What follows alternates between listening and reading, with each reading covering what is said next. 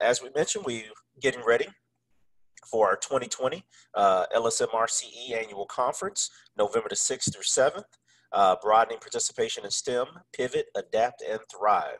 So we have a wonderful lineup of things for you at the conference. But one of the homework assignments for you for the conference is getting your poster uploaded. So we're going to be going through that tonight with our wonderful guest Ansh, who's going to be joining in with us here in just 1 second. So we'll just go through a little bit of conference housekeeping before we transition into tonight's lesson. So just a quick timeline review. Friday, November 6th, 1 p.m. is our welcome and keynote presenter. 2 to 5, we will have breakout sessions and workshops. As you can see on the slides, you'll have the link, but also there may be, Deb may have in the chat feature as well, the links to the website and the full agenda, so you also know what those breakout sessions are. Networking, reception, and speed mentoring. So for those that have been part of our conferences in the past, this is one of our wonderful live sessions. But we're going to try our best to recreate a fun experience just in a virtual world this time. Also on Saturday, a little later start to the morning than we normally would at our conference. So we're starting at 10 a.m. But we also are doing I call it maybe a chat and chew, a breakfast with myself and others who just may want to network and get a chance to know each other a little bit better without it being super formal. So we'll have a session opened up before 10 a.m. just to get to know each other networking wise. Then we'll have poster session 1 at 11. Poster session 2 at 12:30, and oral presentations at that time. Then we'll have another group of breakout sessions and then award ceremony. This is a really wonderful opportunity to learn, to grow. So we really want your participation. And I think your presence here tonight is a great example that you will be a key participant in making this conference something special. So just a quick overview of the poster sessions. We'll be conducting the poster sessions virtually using Symposium platform. We talked about that a bit last week on how to prepare poster presentations and how to build your confidence up in doing your videos, etc. So tonight we're going to get a little bit more in detail in how are we uploading those videos and content. You'll be asked to upload your presentation along with video recording by Saturday, October 25th. That's an important date, Saturday, October 25th by 5 p.m. So we have plenty of time, but definitely you don't want to procrastinate as time will fly by sooner than you think. Judging will take place on October the 30th through November the 5th. So as we talked last week, this will not be live, so we definitely want to make sure we meet our deadlines, as the judges will have to go through a different type of process in order to do the proper judging and give the proper attention to each person's material. And all poster presenters will be required to be on the Symposium platform during your assigned poster session on Saturday, November 7th. So this is the layout, the timing, the dates. If you do have questions about this, please feel free to put anything in the chat feature, raise your hand, take your phone off mute, or you can use the Q&A feature. I think we have one more slide we'll go through for you. Actually, 2 more, sorry. So for the materials needed for upload by October 25th, as we talked last week, our poster has to be in PDF format. Also, the YouTube link is 2 to 3 minute presentation, and it needs to be published as unlisted only. And then also the poster information to have on hand, as discussed last week: poster title, abstract body, list of the authors and institution school affiliation, and presenting authors major or areas of concentration. If at any time between now and you uploading, you have any questions or concerns about this, please feel free to reach out to us so we can support you. And then lastly, as mentioned last week as well, what should my presentation include? Over the summer, we had a wonderful session about poster presentation preparation. And so we definitely wanted to provide the link that is here on the presentation, along with maybe in your chat feature, a link to that presentation that was done about the content that you're putting together for your poster presentation. So with those kind of conference presentation housekeeping, are there any questions, comments, or concerns before we go into tonight's lesson?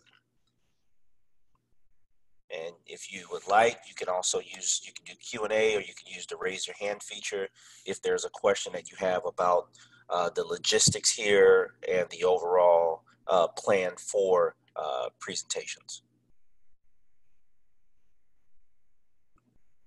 Everyone feel like they have good clarity? All right. Well, if there's any questions that you have that come up during the presentation or later, just put them in the Q&A feature and we'll come back to them.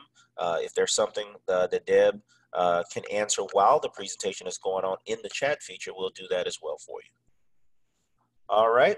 Well, without further ado, I'm going to welcome Ansh to the webinar tonight, and he's going to take over screen share. So for the rest of the night, he is our leader. So Ansh, welcome in.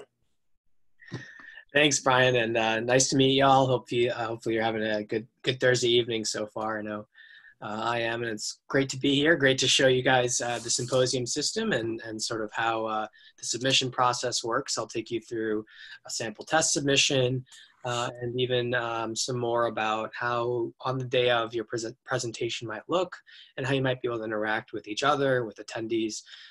As you'll notice, we've really built the system to be as simple as possible. So hopefully there isn't really any place that you could get lost, but I'll also show you a few resources that you can use in case you come across any difficulties or issues.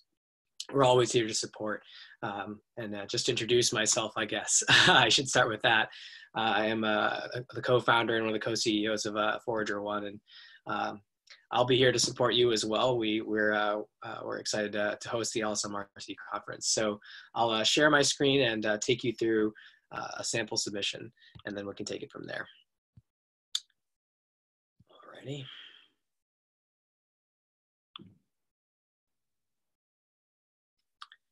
I believe you can all see my screen. If you can't, or maybe I'm sharing the wrong screen. Let me share desktop 2. There we go.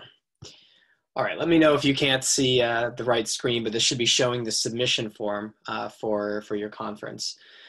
We'll send out this link, and we can also do a test submission. You guys can play around with the submission form right after I take you through a quick walkthrough, and you can put in some dummy content and see how it works for you, or if you run into any questions while going through it. But I'll do a test submission for you right now and show you the whole process. This link is it's pretty straightforward. We'll share this on the chat, and then I'm sure Deb will share it in her instructions as you are ready for your presentation uploads. It's just the LSMRCE 2020 link with /submission, but we'll send out that link so that you have it right in front of you. So when you go to this presentation submission form, you'll be able to see a form similar to a Google form, which some of you might have used before, where you'll enter in some of your basic information about yourself, any additional presenters and co-presenters that you have, and then the actual uploading process itself. So one thing to note about this form is that it does need to happen in sort of one step. You won't be able to do this form in parts. You won't be able to fill out your name and your email and then upload your presentation later. You will need to do it in one sitting. But I recommend just take a look at the form, see some of the components that are required, and I know Brian and Deb are communicating some of those materials that are required. But that's just something to keep in mind is you won't be able to do a partial submission or submit half of it at once. You'll have to do it all in one sitting. So the first part is the main presenter, the primary presenter. You can go in and enter in your information. I'll add myself. You'll enter in your email. This is the email that will be notified for any comments that are happening on your presentation. And really that's the email associated with your attendance of the conference. So I'll put in, let's see, I'll put in my work email. Then you'll select your level. So, what year are you? And this is a radio button, so you won't be able to select multiple options. And then you can enter in your major or your area of concentration. I was a neuroscience major back in the day, so I guess I'll add that. And then here, Deb has added in an area for you to add your LSAMP alliance if you have one. And let's see, I'll use one of the samples. And then you can go in and indicate your presentation experience level and how many presentations you've done. Say, I'll say I'm a first-time presenter. Enter in your school, my alma mater. And then from here, once you go in and you've added information about yourself, you can go in and add information about additional presenters that you have your presentation with. And this will open up essentially a new tab or a new window within this form itself to add exactly the same information that you entered in for yourself for your second, your third presenter. And you can go in, I think right now you can have up to 3 presenters, or 3 additional presenters, I'm sorry. And if you accidentally entered in a presenter or you want to remove that, you can always delete that presenter and move on and continue with the rest of the form. But that process is exactly the same as what I just took you through for your own presenter information. From here, this next section of the form is the presentation info, and this is what will appear directly on the symposium site. And I'll show you what this looks like as a sample. But here, the first thing you want to add is the title of your presentation. So I'll just write a sample title. In each of the title and the abstract forms, which I'll go through in a second, you have the ability to have certain formatting. You can italicize it if you're doing, I don't know, a biology presentation and you have species, or if you want a superscript, subscript, all of that is possible in the title and the abstract form as well.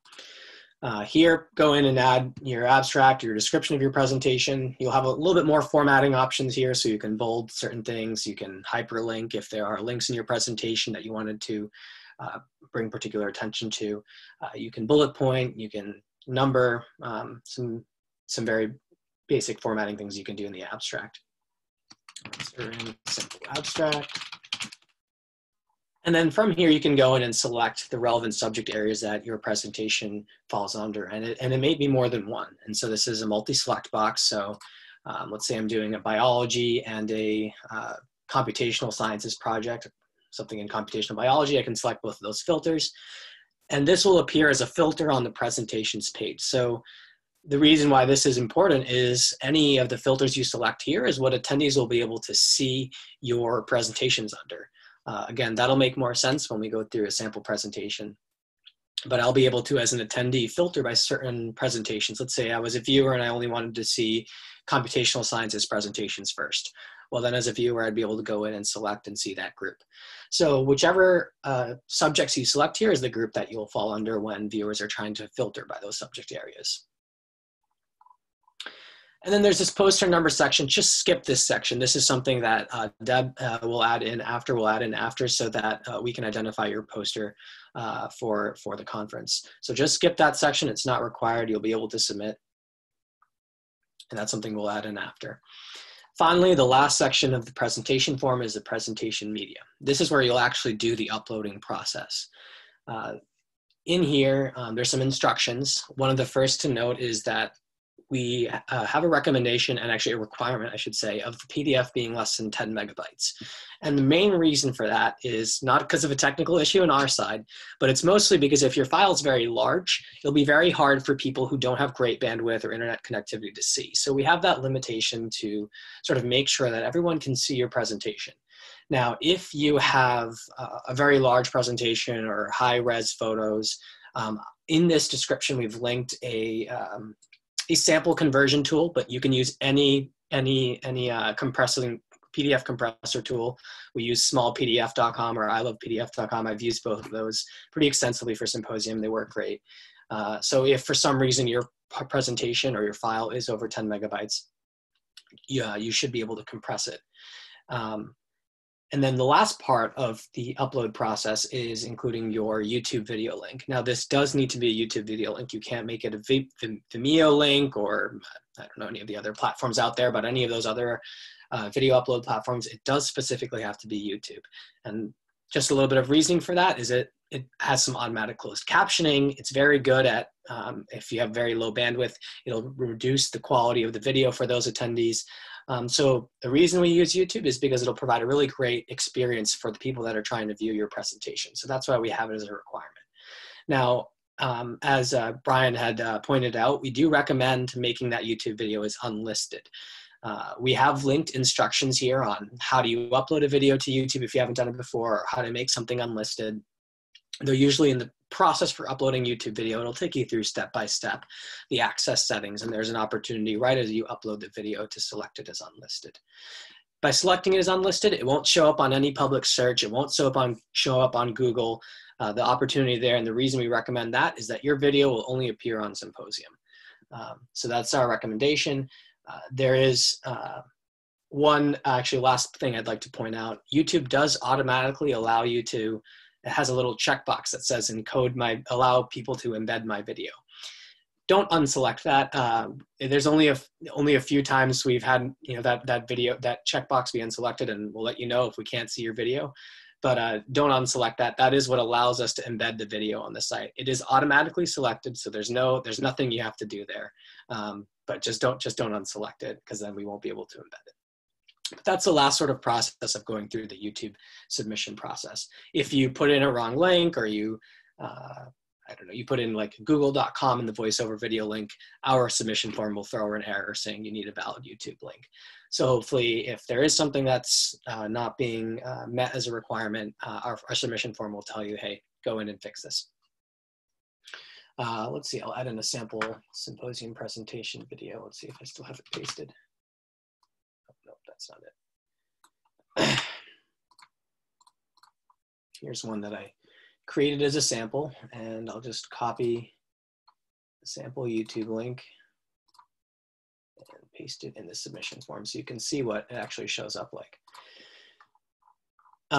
Before I submit this, the last thing I wanted to say is if you do run into any issues, there's a little chatbot icon here on the right, bottom right corner. I'm active on that. Our team's active on that. It goes directly to our phones, even during the after hours. Don't hesitate. Feel free to reach out to us. And if you're having some issues with the forum, or you're running into a particular difficulty, we're here to help. Just shoot us a message on that chat bot, and we'll usually respond to you within a few hours, and at the most a day.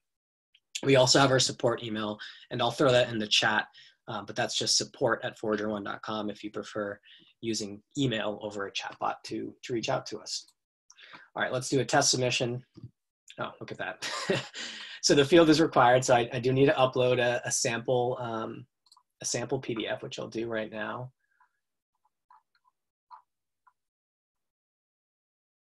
I did have one loaded here, I'm sorry. Just give me 1 sec. I will pull up a sample presentation. I had it downloaded. Let's see.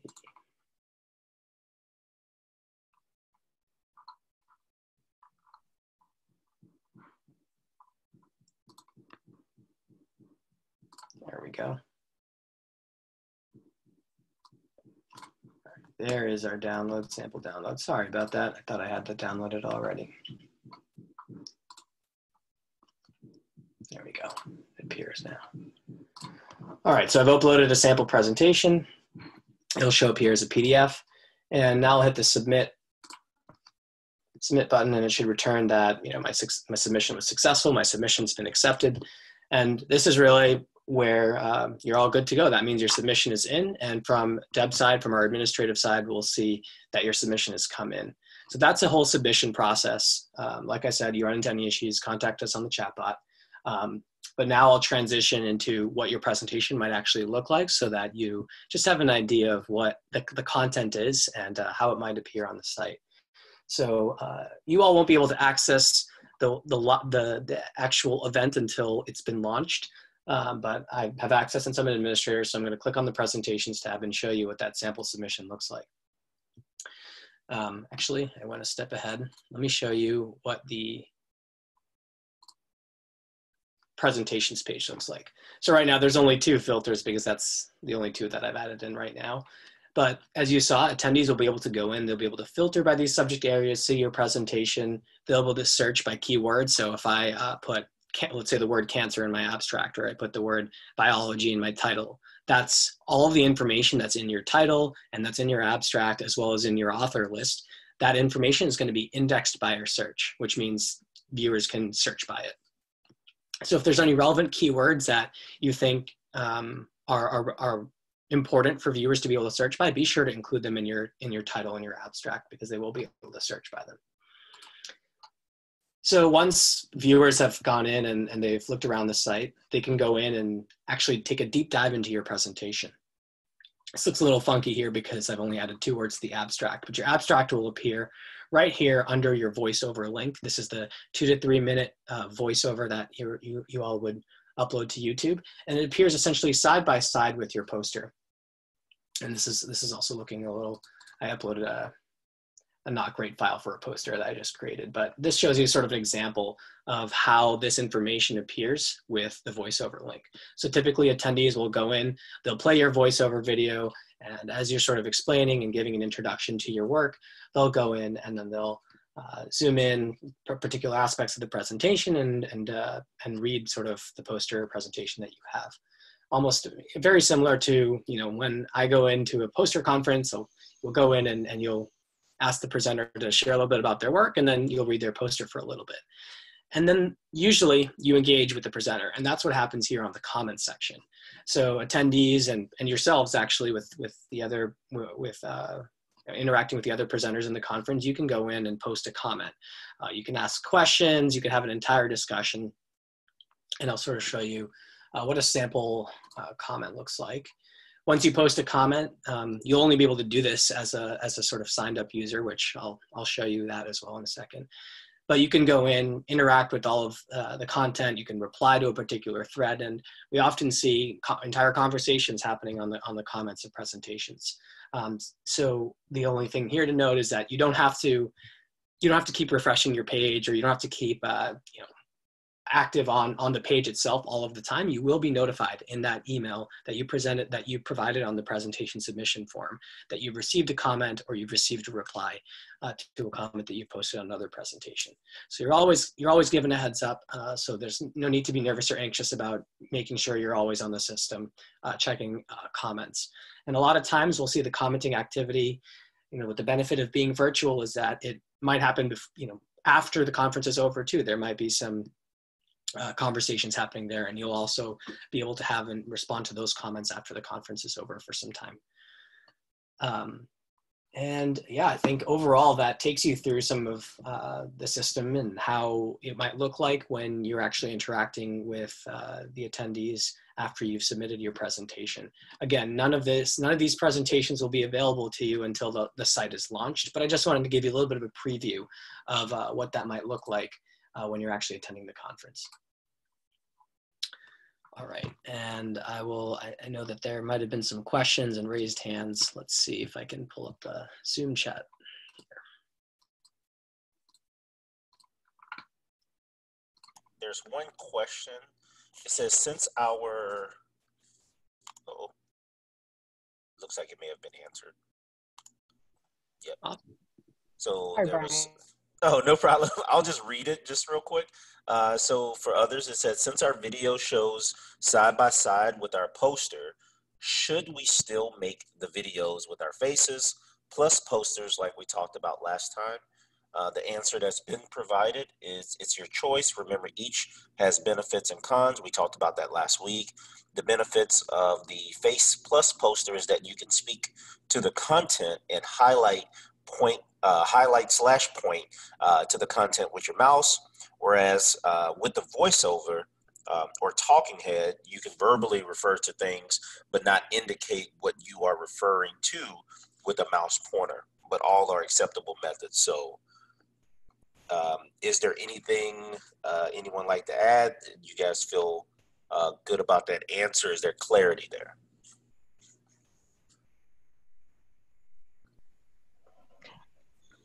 And right. would you say, what was the percent you'd say that do the the head and shoulder voiceover versus doing just a voiceover with a picture of their video or a picture of their poster versus those that do the picture in picture?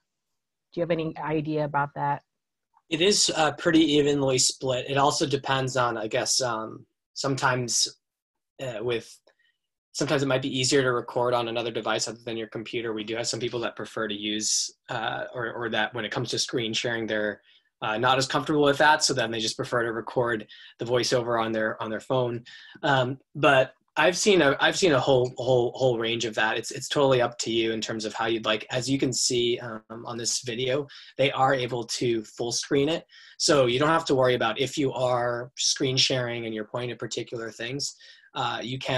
The attendee can go in and full screen that, so it won't be an issue that it's in the little corner.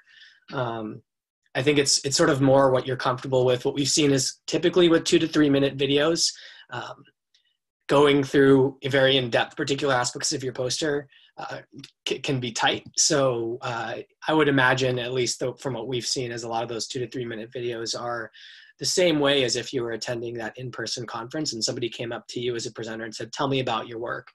Because most attendees, as you guys might guess, they're not going to read your poster from start to finish before hearing that intro. When you go up to somebody in their poster, you usually ask, oh, give me a little bit of an introduction on what it is that you're working on. And that's usually what we see with that 2 to 3 minute video. So if you feel more comfortable having the poster sort of as things to point to, that's totally not uncommon.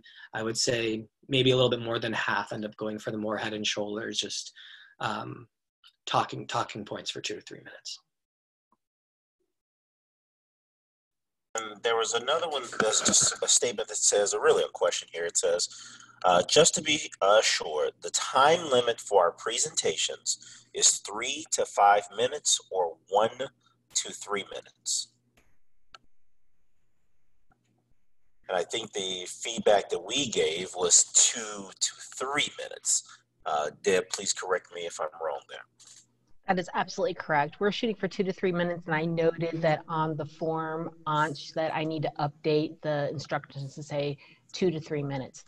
And I'm going to put in the chat box really quickly some very high points that you want to cover when you're doing your intro, and that's kind of like a cheat sheet for you to use. But if you want more detail, I would suggest that everyone go look back at that webinar that we did over the summer about posters and abstracts, and I'll put that link again in the chat box.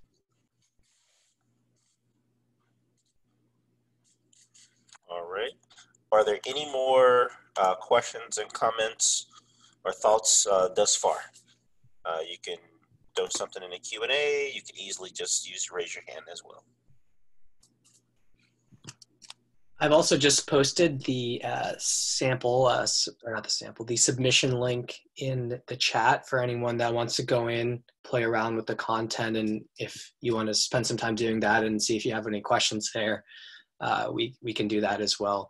And don't worry about what you put in there. We're going to delete everything after tonight. It's not going to be on the presentations page when we launch. So feel free to put in some dummy comment there.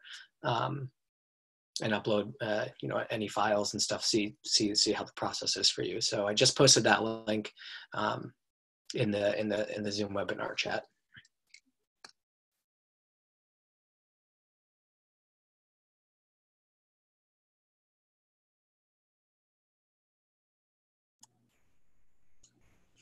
All right. Do we have any comments, any concerns, anything that we can do or answer tonight that can help you feel more comfortable and have clarity with uploading your poster presentations?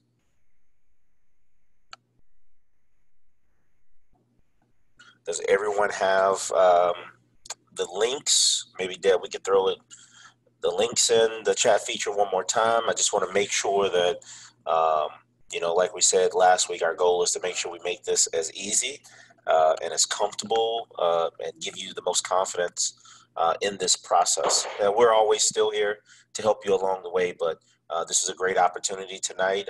It's more of an intimate setting with our group tonight to be able to get your personal comments or questions or concerns clarified tonight.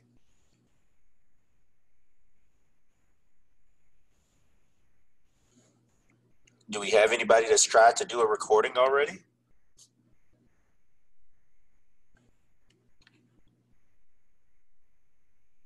Oh, none so far. Okay. Well, the clock is going to be ticking on us. We have a few more weeks, so definitely get started on the process. Are there any other questions that you have for Ansh tonight? All right. Well, what we'll do. Yes, actually, sorry, one more hold on. thing. I do have a couple. The one thing that I did want to add was there is as you'll see, and this will be in the instructions for when the event is live. Today was focused on the submission process. One question I have had from presenters before that might be helpful knowing is when you actually sign up to attend the event, that will be when the event is launched.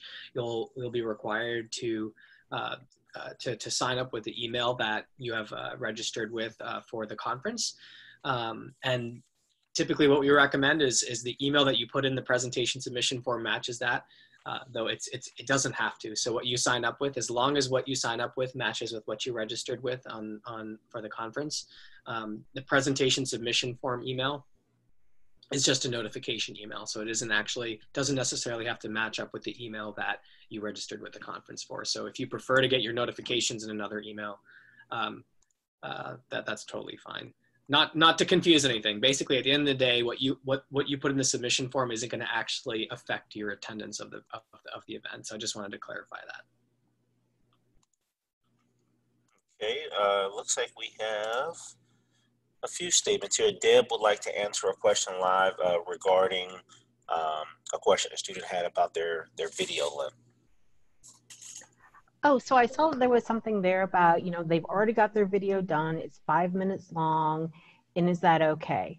If you already have something in the can, we all understand that this year is a little bit different. Everybody's trying to get through it the best we can. And so I don't want this to be a stressful process for you. What we do want is for you to walk away with an understanding of what a research poster looks like as far as how you present it in a world, in the scientific world. But I don't want to make this more difficult for you than possible. So what I'm going to say is that we will accept anything that you do submit, but just know the judges will be looking at it as a 2 to 3 minute video.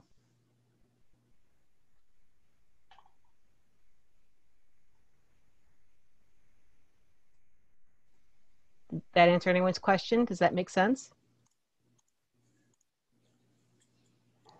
I'm still a little confused. So when we're uploading our video, it has to be max 2 to 3 minutes, like the YouTube video and everything.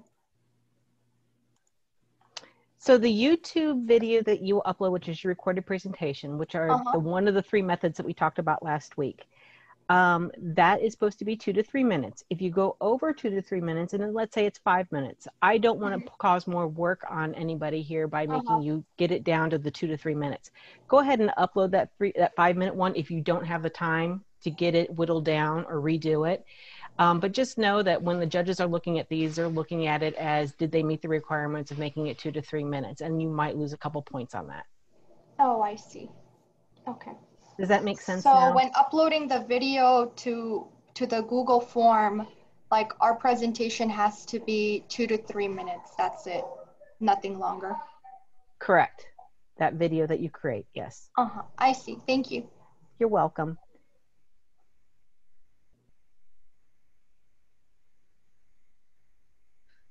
Anything else? Deb, it looks like it says, how soon will we know if we're chosen to present at the conference? Everybody should have already received their confirmation. I want you to follow up with me in email directly after this, or right now even.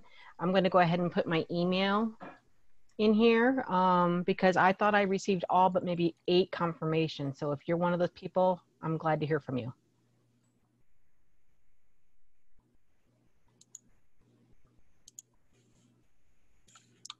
All right.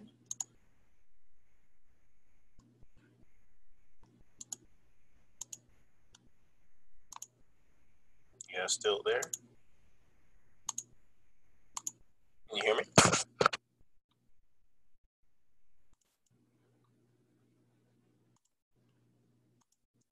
you hear me, Deb? I can hear you, Brian. Okay, I was just I was making sure. I was like, it got super quiet. It got oddly quiet there for a moment. Good. All right. Are there any other, before we, wrap up with some of our final items tonight, are there any other questions that you have? Is there anything based off maybe our dialogue last week about presenting and communicating and making the decision on which style that you wanted to choose? Do you guys still have any questions or thoughts on that? Just as an unplanned poll, you can use raise your hand feature. How many of you right now have a confidence level? I guess just do this in the chat feature. Just type in the chat feature what your confidence level is in you completing this process. Recording the video, uploading your video, your content. What is your confidence level right now? There's no pressure. We got a 7 point. That's an interesting one, Joshua. A 7.9. Very specific. Hey, we got a few high confidence. Got a little lower one there. So with the confidence levels, it looks like we have a lot of 6.5s and above, a lot of 8s and 9s here. Does anyone mind sharing, if you use your raise your hand feature, what is that one or two things that we can clarify, or you need help with, or you need confidence in to get that last 10 or 20%?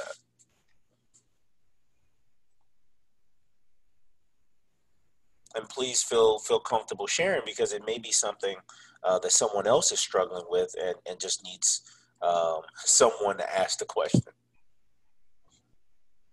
or bring up the topic.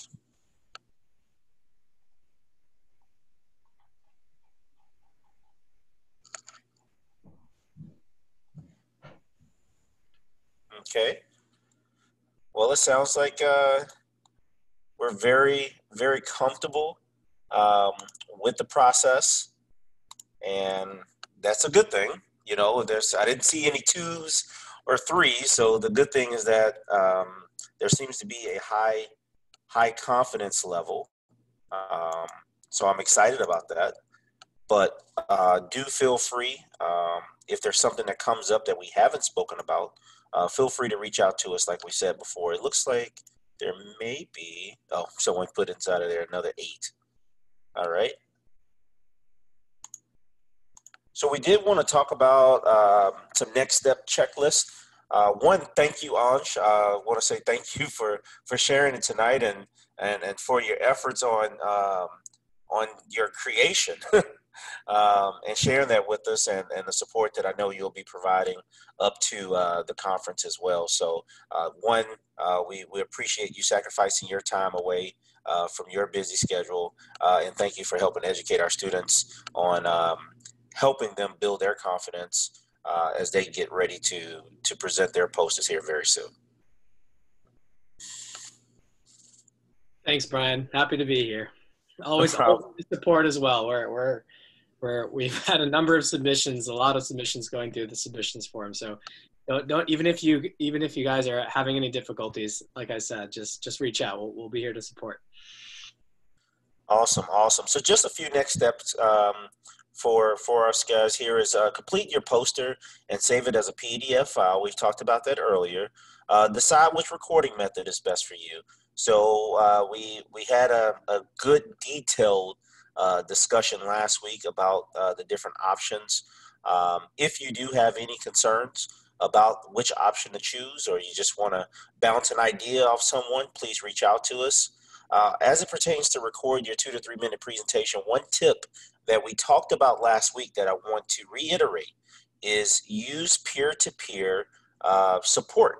So if I were you and I had a peer that I could partner with via in-person, properly socially distanced, or virtually, a teammate that can help you, or maybe someone that's on the call tonight that is that you may not even know, and you guys want to build a relationship and support each other. I think peer-to-peer video critiques could be very, very strong, and it could just continue to build your confidence. It's almost like before the judges get to watch you, one of your friends gets to watch you, or one of your peers gets a chance to watch you, and it gives you confidence, and it maybe takes the stress off you just a tad bit. Also, upload the recorded presentation to YouTube, and we ensure that we would have that listed as unlisted. And finally, once you upload to YouTube, your YouTube upload is complete. Upload your poster and your YouTube link to the Symposium platform. A link for Symposium will be provided in an email by October the 10th, and materials must be uploaded by Saturday, October the 25th. So just a reminder about some of those key dates. All right, just a little contact information for myself if you guys have questions as we get prepared for the conference. And then we'll also like to end tonight with just a reminder of our date, November the 6th through 7th, 2020. And we are having our very first virtual. So for those that have never been to a virtual conference, I've been lucky to sit on a few. They are not bad at all. I tell you, it's impressive how things are flowing smoothly and the clarity that people can have through some of these virtual conferences. I know there's people that have concerns and questions on how you do this. Well, our goal over the next few weeks is just to make this as simple as possible for you, give you clarity, and give you confidence in knowing that these 2 days are going to be fruitful and full of fun and learning and education, and also some good networking for you as you prepare to achieve greatness in STEM. So I will ask